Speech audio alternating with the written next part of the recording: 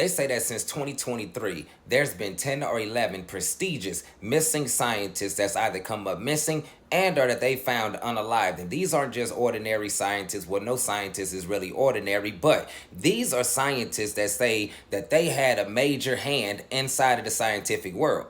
Since 2023, at least 10 individuals with a connection to U.S. nuclear secrets or rocket technology, and that those cases may represent a grave threat to the U.S. national security and to U.S. personnel with access to scientific secrets. When I first heard it last night, I heard it from this report that I'm about to play for everybody else, so therefore y'all can hear the report that I heard, and then I'll be right back with some of the links and connections that I've been able to find so far since searching this up last night. The FBI is now investigating the deaths and disappearances of 10 U.S. scientists, including 4 from L.A., all tied to sensitive research. Now, among them, Caltech astrophysicist Carl Grillmeyer was fatally shot at his home in February. A suspect has been charged with his murder. While no connections between the cases have been confirmed, officials are treating the incidents as a potential national security concern. NASA and Caltech are cooperating with authorities as the investigation. First, I feel like all of them were being watched, and y'all will probably feel the same way after I break down a couple of missing scientists to you. Anthony Chavez, former employee at Los Alamos National Laboratory.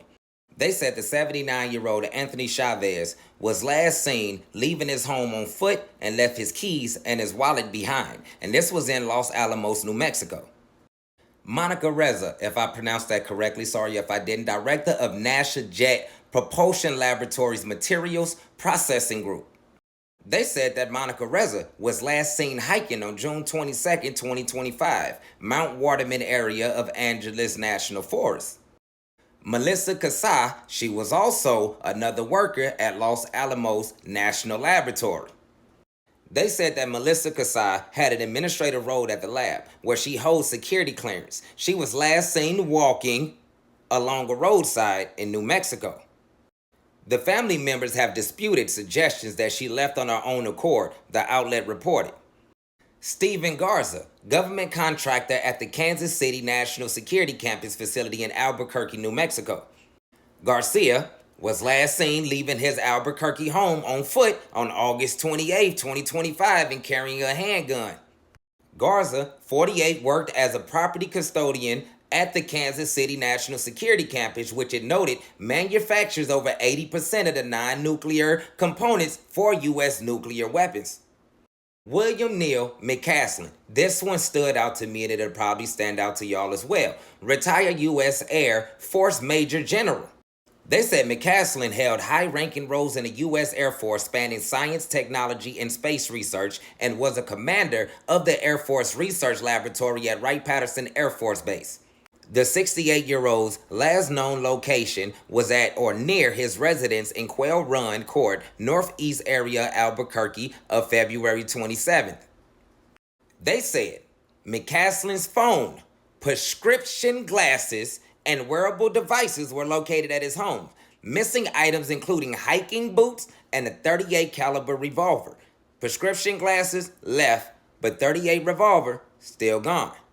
They added in a silver alert that he had been issued based on information available early in the investigation that indicated Mr. Caslin could be at some level of risk, that additional public assistance was needed to locate him, though police did not release medical details. So from the scientists that we just went over that are missing, just a few of them that we went over missing, this is the map right here from where they've been missing from. You see those 4 over there right there close in proximity with each other? Did you also notice that each one of them that they went over, they said that each and every last one of them went missing on their foot. Each and every last one of them were seen walking and or was walking or hiking or something like that. And then suddenly they ended up vanishing and going missing. That doesn't seem suspicious to anybody else and or seem like a connection to y'all? William Neal McCaslin, him right there. Why would he take a .38 revolver but not his prescription glasses? If you felt like you needed a .38 revolver when you left the door, I'm pretty sure he would have felt like he needed those prescription glasses. The prescription glasses says to me that this is off. He left them prescription glasses but took that .38. I also looked into the death of 67-year-old Carl Grillmeyer at the same time, and to me that just is not adding up to me. It seems very odd and funny.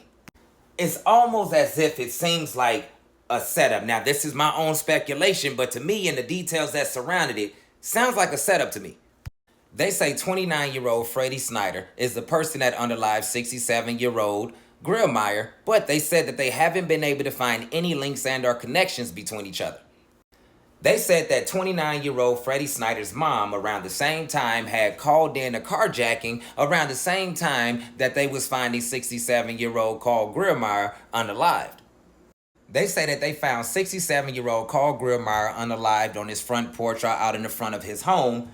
And I'm very curious, a renowned scientist such as Carl Grillmeyer, do y'all know that man's history? Look up that man's history. Now, you don't believe that a man like that would have any surveillance footage and such like that?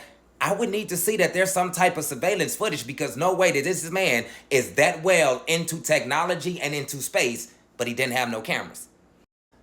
But they say that Freddie Snyder was arrested back in December, on like December 20th, for a pew-pew charge, and it was fully loaded and everything, and he was inside of a vehicle. But then 3 days later, December 23rd, the judge dropped the charges and dismissed the charges. Now, this is where my mind really got to going and kicking in at, is when they said that at the same time that they was charging Freddie Snyder with the unaliving of Carl Grillmeyer, they also said that he was being charged with a burglary from December 28th.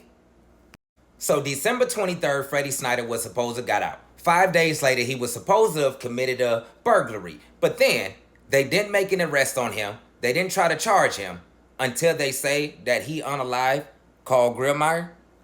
If I remember correctly, Carl Grillmeyer was unalive, they said, on February 16th. And then on February 18th is when they went ahead and charged Freddie Snyder, 2 days later. I don't know. To me, it's seeming kind of odd that I feel like they're not going to end up having video footage, as well as they should have some type of video footage showing that at least Freddie Snyder went out that direction to the remote area where Carl Grillmeyer had lived, because if y'all see where he had lived out there, that's a remote area over there. It's very nice, it's very beautiful, and you would think that there would be some type of surveillance out that way.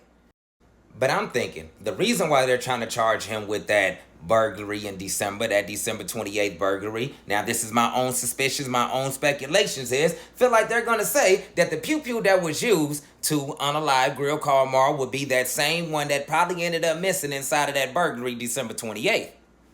But I'm very curious to know, are they going to find any type of gun residue on 29-year-old Freddie Snyder? And or did they find any type of gunpowder residue inside of the vehicle of his mom? Did they find any type of gun residue? Did they even check for any?